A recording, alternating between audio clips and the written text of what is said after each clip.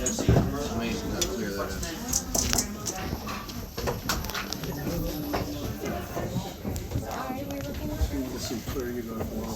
Yeah, huh? Alright, everybody's got a view of the glass, right? Perfect.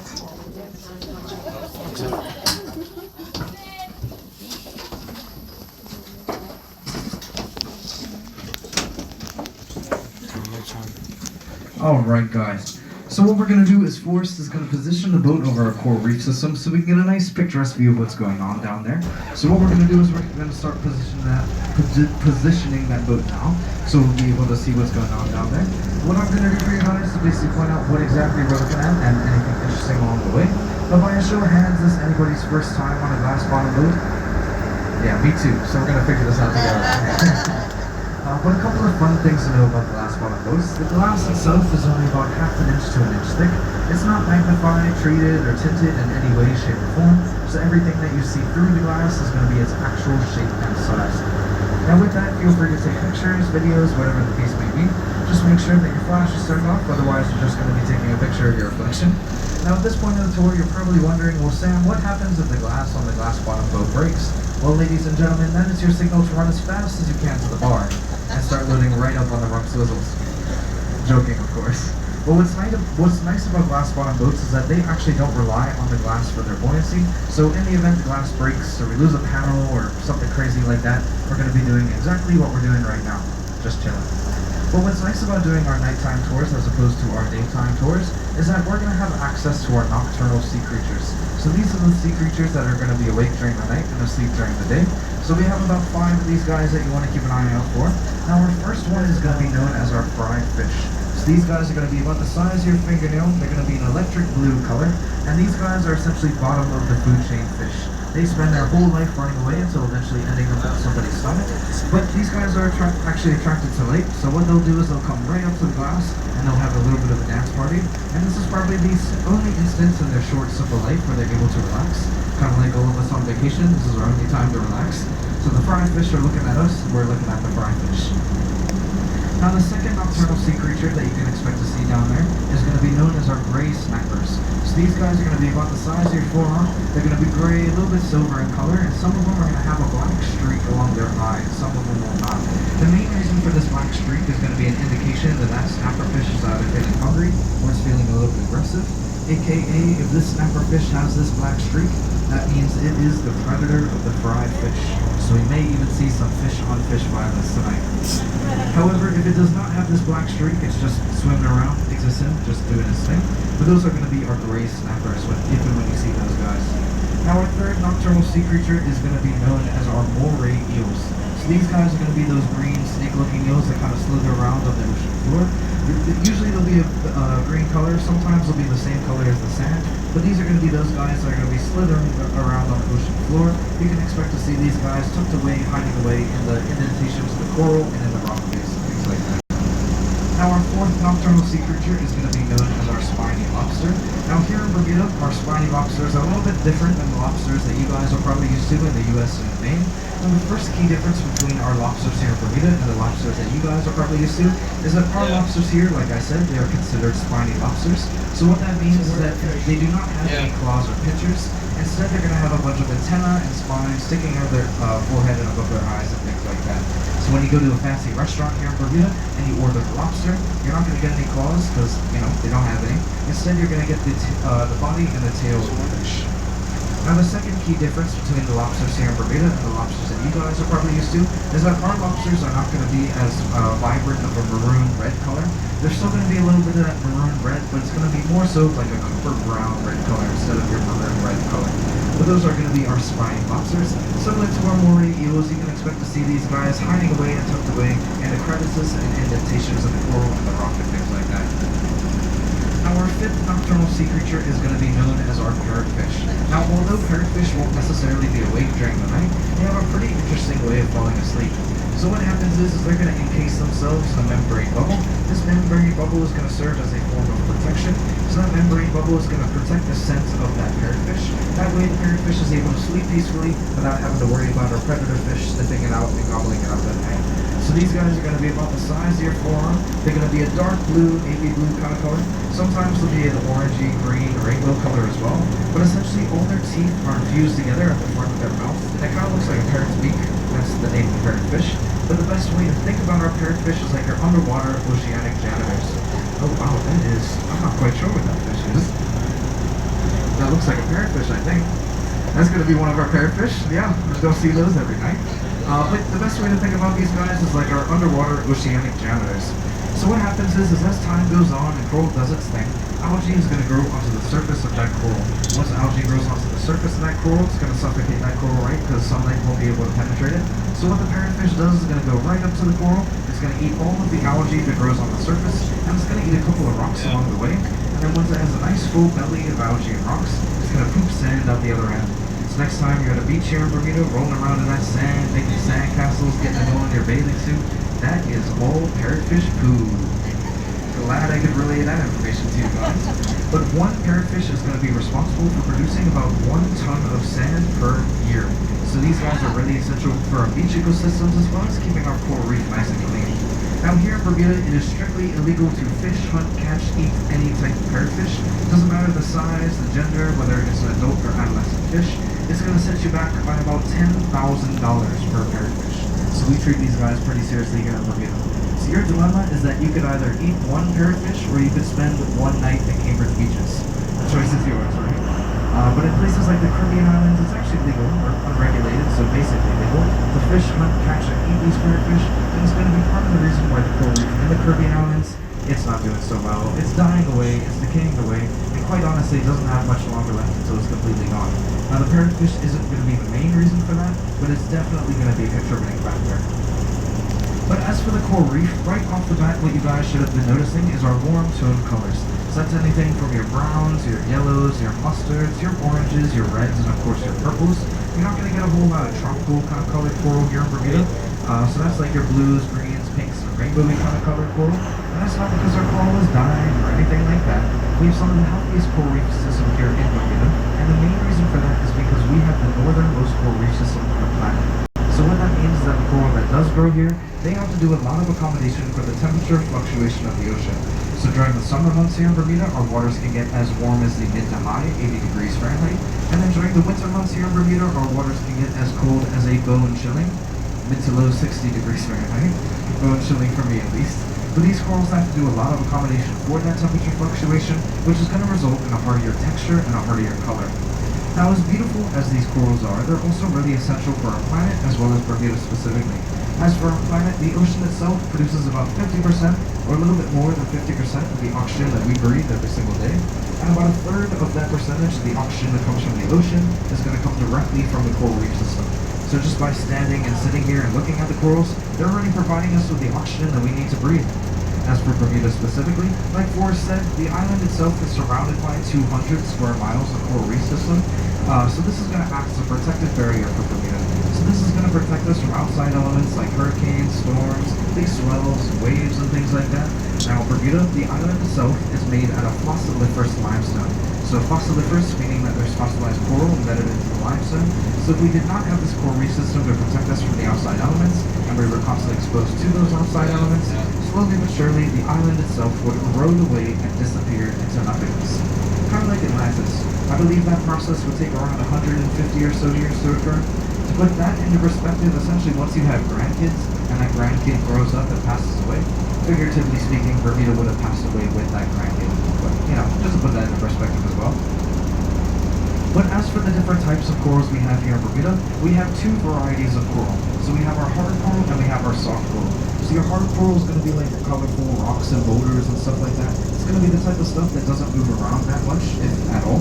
And then your soft coral is going to be the coral that moves and sways with the ocean currents. Now here in Bermuda, if you haven't caught on already, we love to name everything through the eyes of a hangover. So if you've described something in about 2 to 3 words, chances are you've already named it. So you're going to see a yellow piece of coral down there. It's going to be the size and shape of a soccer ball. It's going to have ridges in it, kind of like a brain. Any guesses what that might be called? Brain coral, exactly. There's going to be a mustard-colored piece of coral down there. It's not going to be quite the size and shape of a soccer ball, but the shape is instead going to resemble the head of a piece of cauliflower. Any guesses what that might be called? Cauliflower coral, exactly. Now there's going to be an orange piece of coral down there. It's going to be a little bit spiky, but it's a little bit more bumpy than it is spiky. But essentially that just kind of looks like a cluster of stars put together, and that's going to be known as our star coral. So those are some of the different types of hard corals that we're looking at this evening.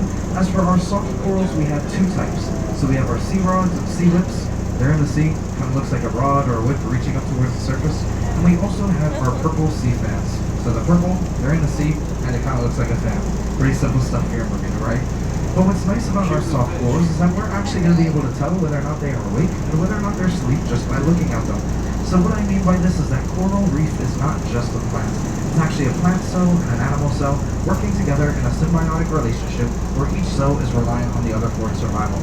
So for the first 12 hours of the cycle, the coral is going to be awake. It's going to be feeding. The animal cell is going to be eating the microorganisms and nutrients that are just naturally found in the ocean currents. And then the plant cell is going to be using the sunlight to photosynthesize and get its nutrients that way. And then for the next 12 hours, the coral reef is going to be asleep. So if you see any sea rods and sea whips down there that are really skinny kind of like a wire, usually when they're really skinny, they'll have a little bit of a discoloration to them. So sometimes look a little bit of a light gray color, sometimes look a little bit purple. But essentially, if they're really skinny and they have a little bit of that discoloration, that just means that they are going to be asleep. Now, sea rods and sea whips are usually going to be a brown color, and when they're really fluffy and bulging, kind of like a cat's tail, so in comparison to the skinny ones, that just means that they are going to be awake and feeding. Now, as for our purple sea fans, if you see any purple sea fans down there that are just the color purple, there should be no other color but the color purple. That just means that they are going to be asleep. And then if you see any purple sea fans down there that have kind of like a brown fuzz or like a brown hue to it, that just means that they are going to be awake and feeding. Now, as beautiful and as healthy and as hardy and as important as these corals are, they're also very, very delicate. So if I were to dive down there and gently rest my hand on a small piece of brain coral, come back about a month or so later, you're going to see the outline of my handprint ingrained into that coral. Come back a few months on top of that, and you're going to see my handprint embedded into that piece of coral. And then come back a few months on top of that, and that entire piece of brain coral is going to be dead, just like that.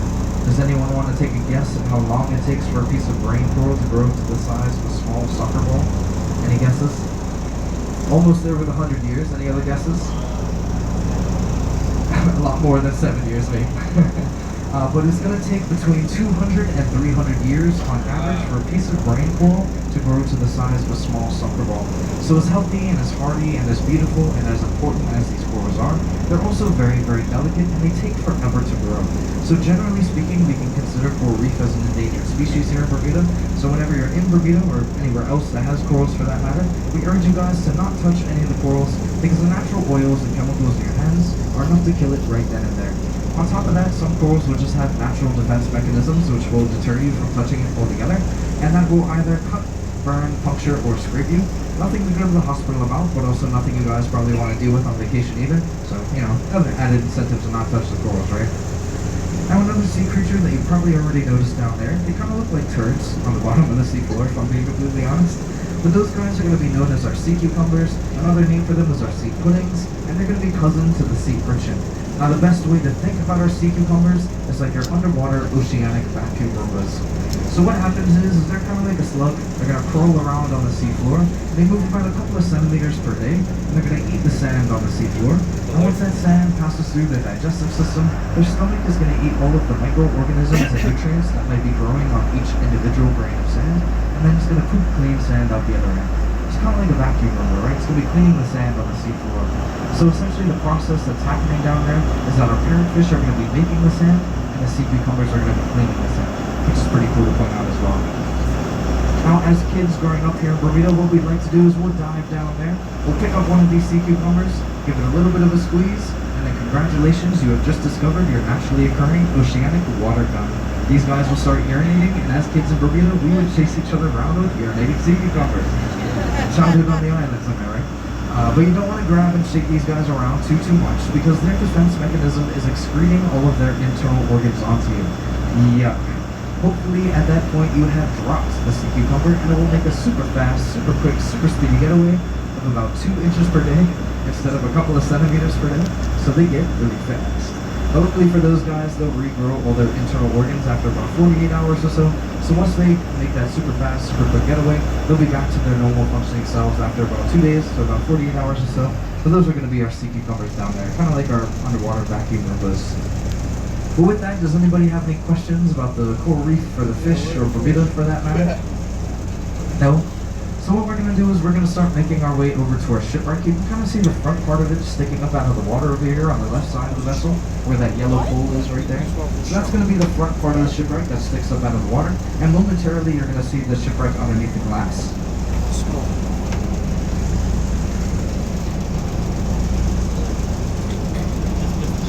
So this shipwreck is dubbed as a historic monument and national park. So what that means is that there's about a 100-meter perimeter that surrounds the shipwreck, where there is absolutely no fishing whatsoever.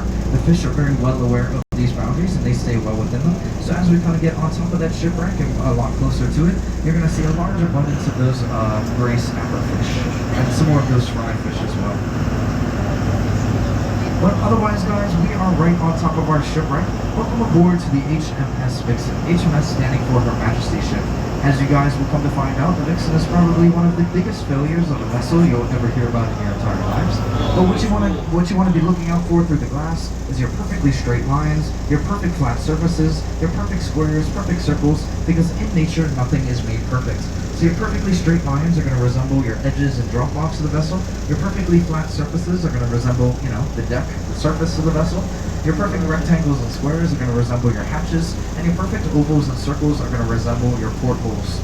But otherwise, welcome aboard to the HMS Vixen, HMS standing for Her Majesty's ship. And like I said, you will come to find out that the Vixen is probably one of the biggest failures of a vessel you'll hear about in your entire lives. But essentially what happened was that she was built in 1864 by the Royal British Navy. She was built as a coastal defense vessel in the ideology of the Romans, but the idea being that the Vixen was going to ram into other enemy vessels, put a hole below the waterline in those enemy vessels, and cause them to sink that way. She was powered by twin turbine steam-powered engines, that's how she was getting around, and she was also made out of iron and teak wood. Now, if any of you have brushed up on your chemistry, you will know that iron and salt water do not get along very well. So as soon as the Vixen was put into the water, she was already rusting away and deteriorating away. On top of this, the Vixen was made out of teak wood. So teak wood is like your patio furniture. It's a type of wood where you can leave it outside. You don't have to polish it. You don't have to touch it. It's not going to rot away anytime soon. But the problem is that it's pretty heavy. So imagine you're a coastal defense ramming vessel. It's pretty difficult to ram into those enemy vessels when the fastest that you go is about 6 to 7 knots, and the fastest that your enemy vessels go is about 14 to 20 knots. So it's pretty difficult to ram into those enemy vessels if you can't even pick up the speed, right? So at this point, the Royal Navy, they had a pretty big problem on their hands because they just built this massive coastal defense vessel and they couldn't even use it for coastal defense. So what they decided to do is they sunk a bunch of money into the Vixen, and they ended up building a couple of masts and a couple of sails. So the Vixen was going to be one of the first iterations of a hybrid-powered coastal defense vessel. So she was going to be steam-powered with those twin turbine engines, and she was also going to be wind and sail-powered. But those masts and sails were also made out of teak wood, which was pretty counterintuitive, but it wasn't all stupid. So the main idea behind using the teak wood is that it's a very heavy, very sturdy type of wood. So in the event the Vixen was in a cannonball fight against another enemy vessel, the shock of the cannonball being hurled at the Vixen would get absorbed by that teak wood. So it wasn't all stupid, but it was still kind of stupid, because before the renovations, the Vixen was going as fast as 6 to 7 knots, and then after the renovations, when they built those massive sails, the Vixen was going as fast as 2 to 3 knots, so it went even slower. Now, at this point, Britain had a huge problem on their hands because it seemed that no matter how much money they would give to their Royal Navy in order to sink into the Vixen and make it faster, there was no way of fixing that speed problem. So, what does Britain do at the time with all of their problems? Well, they're going to give them to the loyal colonies, of course, because why would you want to deal with your own problems at the end of the day, right, guys? So soon the Vixen became Bermuda's problem, and she was sent to Bermuda around the same time that Royal Naval Dockyard was being built up as one of the biggest Royal Naval bases ever built outside of Britain at the time. Now, Royal Naval Dockyard was being built by Irish convicts and slaves, so since the Vixen was unable to serve as a coastal defense vessel, she was going to sit on the side of the dock and act as a dormitory for these Irish convicts and slaves as they were building up Dockyard to be that big Royal Naval base. But then, as a boat does, it just randomly burst up into flames, and then we were no longer able to use her as a dormitory. So essentially, she couldn't sit on the side of the dock and do nothing properly. Now at this point, there wasn't really much left to do in terms of her usability, right? We couldn't use her for coastal defense. She couldn't sit on the side of the dock and do nothing properly. So what we decided to do is sink her in this exact spot strategically. And you're probably thinking, well, that's kind of random. Why would you want to sink a boat in the middle of the water like this? shipwrecks. But if you look kind of in front of us over to the right side of our vessel at the mainland over there, what you're going to see is there's a big white pointy church right there. On the left side of that big white pointy church, you're going to see some houses and buildings. And then on the right side of that pointy church, you're going to see some more houses and buildings. Basically what I'm getting at is that this part of the island, it's not a very well protected spot, right? It's a pretty vulnerable spot. And then if you look all the way on our left side of the vessel at the tip of the island where the two cruise ships are located, that's where Royal Naval Dockyard is located. So that's basically the big Royal Naval base that's protecting all of this side of the island. So if I was an enemy vessel and I wanted to attack Bermuda, do the most damage, I'm just going to go around to the big Royal Naval base and attack the vulnerable spot over there, right? But how boats maneuver in the water is they are going to travel through boating channels. The best way to think about a boating channel is like a skinny one-way road that's obscured by the coral reef system. So you're not going to mess up your boat if you travel through the boating channel, right? So by sinking the Vixen across the boating channel, if an enemy vessel were to come this way, take this route, and attack our vulnerable spot in front of us, they would not see the Vixen submerged here, and they themselves would get shipwrecked on top of the Vixen. That was the idea. But the guy who was in charge putting all the TNT in the vessel put way too much TNT in the middle of the vessel. I'm talking way too much. Probably had too many dark and stormies, rough swizzles, you name it, right? But essentially he ended up exploding the Vixen completely in half, separating the front half of the vessel from the back half of the vessel, and there is now a 30-foot gap that separates the front half, which is right behind us where that yellow pole is right there, and the back half that we're currently kind of on top of right now, and there's, you know, that 30-foot gap that separates each half. On top of this, this caused the Vixen to sink improperly. So what happened was, is once that TNT exploded, it pushed the front part of the Vixen on top of some coral reef over there. So it's now on our right side of the vessel behind us, where that yellow pole is right there. So that TNT pushed it on top of some coral reef. So that's why it's sticking up out of the water like that. That whole front part of the vessel is sitting on top of a wall of coral reef. So essentially, if I was an enemy vessel and I wanted to attack Bermuda, do the most damage, I'm just going to see the shipwreck sticking up out of the water and think, well, I can't go this way, so I better go another way and attack Bermuda. So even in her death, the Vixen was an absolute complete failure. Now at this point, there was pretty much absolutely nothing we could do to the Vixen, right? We couldn't use her for coastal defense. She couldn't sit on the side of the dock and do nothing properly, and now she's sitting at the bottom of the ocean improperly. So what we decided to do is just kind of check on her periodically, just to make sure that, you know, she's not messing with any of the coral reef, or any of the fish, or any of Mother Nature's ecosystems, or anything like that. And what we noticed is that there is a lot of coral reef growing in and around the Vixen. Like way more coral reef than there should be, right? Because on average, coral reef takes between 200 to 300 years to grow. When we started noticing the coral growing in and around the Vixen, it had only been between 40 to 50 years. Now the Vixen was sunk here in Bermuda during 1896, 1897. So as of today, the Vixen has only been submerged here underneath the water for about 130 or so years. So a lot less than 200 to 300 years, right? Like a lot less. And given how lush and abundant and how healthy the coral is in and around the Vixen, you'll see it momentarily. We're just repositioning the boat right now. But, I mean, you'll see it momentarily, and you have been seeing it. But you saw how, like, fresh, how much of the coral there is, and how lush it is and stuff like that. This was actually a major discovery at the time. And what that discovery was is when iron is submerged in salt water and it starts to rust, it actually speeds up the growth rate of coral by 3 to 5 times. So what otherwise take 200 to 300 years for that piece of coral to grow is now only going to take between 60 to 80 years for that piece of coral to grow. So essentially, what the Vixen is teaching all of us this evening is that if you do not succeed in your life goals and your life plans, just try to look pretty. That's all that matters at the end of the day, right? But with that, does anybody have any questions about the shipwreck, or the coral, or the fish, or Bermuda for that matter? No? It sunk in 1896, 1897, depending on who you ask. Any other questions, guys? No? So what we're going to do is I'm going to send you guys back upstairs. Forrest is going to do a couple of laps around the front part of the shipwreck that's sticking up out of the water where that yellow pole is over there. I'm going to shine a spotlight on that shipwreck so we can get a bird's eye view of all those key details of that shipwreck, as well as seeing most of it in its entirety underneath the water. You don't have to go upstairs, but the best view is going to be upstairs. But otherwise, that's my part of the tour. Thank you guys so much for listening. Oh, stay down there? Stay in the bottom? What's mom want to do? Chloe, want to stay in the bottom? You want to go back down? You can stay back at the bottom. Brianna. Is that the shipwreck there? We're going to go back and down. Oh, we're going to stay at the bottom. Huh? We're going to stay at the bottom.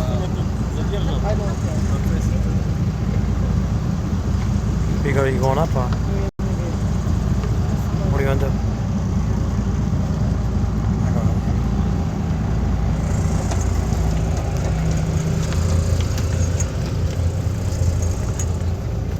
bottom.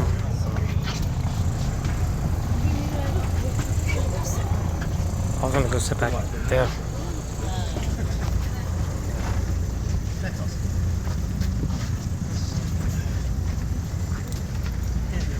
The moral of the story is you're gonna sink anyway.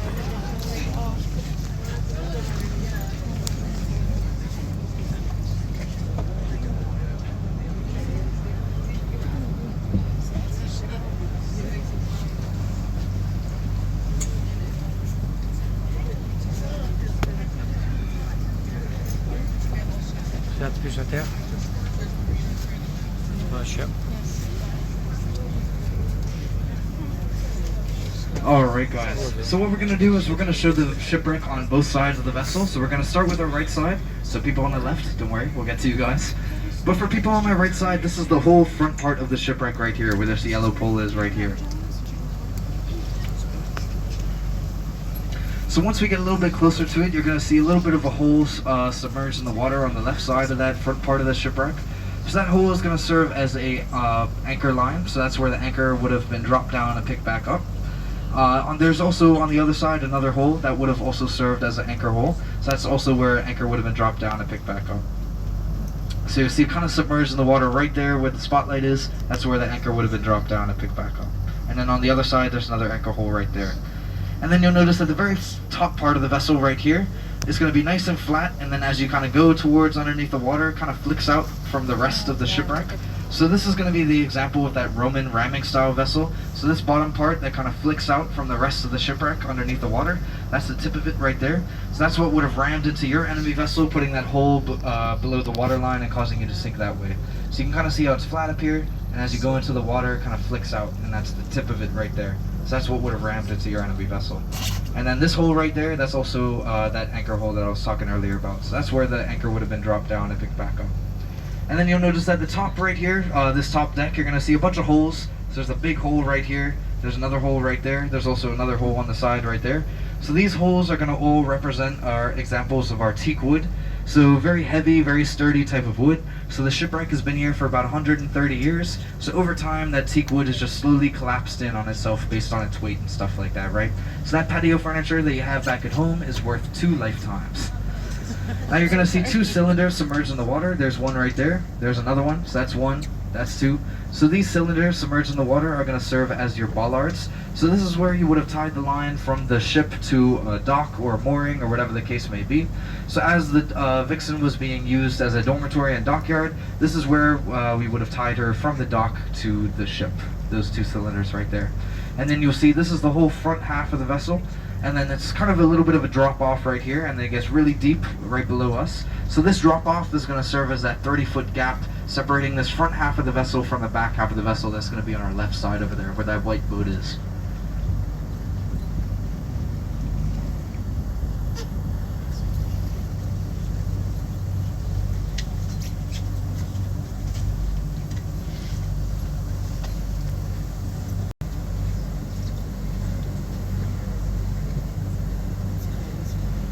Alright, so for people on my left side, you're going to see 2 cylinders submerged in the water. There's 1, there's 2, there's 1, there's 2. But these cylinders are going to represent your bollards of the vessel. So this is where you would have tied the line from the ship to the dock or a mooring or whatever the case may be. So that's one of the cylinders, that's the other one. So that's 1, that's 2. So that's where we would have tied the lines from the boat to the dock or the mooring or whatever the case. So as the ship was in dockyard serving as a dormitory, this is where we would have tied her from the ship to the dock. So these 2 cylinders right here. And then you're going to see a bunch of holes in the top deck right here. So there's a big one right here, there's another one right there. So these are all going to serve as examples of your teak wood. So very heavy, very sturdy type of wood. So over time, that teak wood has just slowly kind of collapsed in on itself. So over 130 or so years, that's just collapsed in on itself based on the weight. And then you're going to see on the right side of the vessel, right there where the spotlight is, there's a little bit of a circle. That's going to be one of the anchor holes. There's also another hole on this side. So there's 1, there's 2. These are going to serve as the anchor holes of the vessel. So that's where the anchor would have been dropped down and picked back up. So there's 1, and then there's 2 right there. And then you'll see at the very front, or the very top I should say, at the very front, it's nice and flat right there, and then as you slowly go towards into the water, it kind of flicks out a little bit from the rest of the shipwreck. So there's the tip of it right there, and there's the top that's nice and flat. So this tip that's submerged in the water, that's what would have rammed into your enemy vessel, putting that hole below the water line and causing you to sink that way. So you can see as you kind of go towards the water, it flicks out from the rest of the shipwreck. So that's that Roman ramming style vessel there. And then you'll see that this is the whole front part of the shipwreck right here. And there's a little bit of a drop off right there. So you can see how it's a nice light blue water. And then as you get over here, it's very dark blue. So the light blue is going to be your shallow water. The dark blue is your deep water. So where that deep water is, that's representing that 30-foot gap that separates this front half of the vessel from the back half that currently that blue boat is on top of right now. So this shipwreck was about 163 feet long. So starting from right here, going all the way to where that blue boat is right now. So you can see this is the drop off right here. And then those 2 cylinders right there again as well. There's one and there's 2.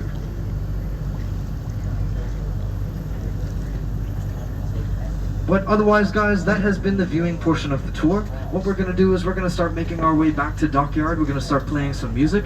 I'm going to run downstairs and get the booze cruise going, get those swizzles flowing. So if you guys need any swizzles, be sure to meet me downstairs and I'll get you hooked right up. But otherwise, if you guys have any questions about Bermuda or anything about Bermuda, really, Forrest and I are both Bermuda born and raised, so we should have an answer to all of your questions. If we do not have an answer to your questions, we have a pretty creative imagination growing up in a place like Bermuda, so we should be sure to think of something. But otherwise, guys, that's been the viewing portion of the tour. That's been it for me and Forrest. Thank you guys so much for your attention, and I hope you enjoy the rest of the trip.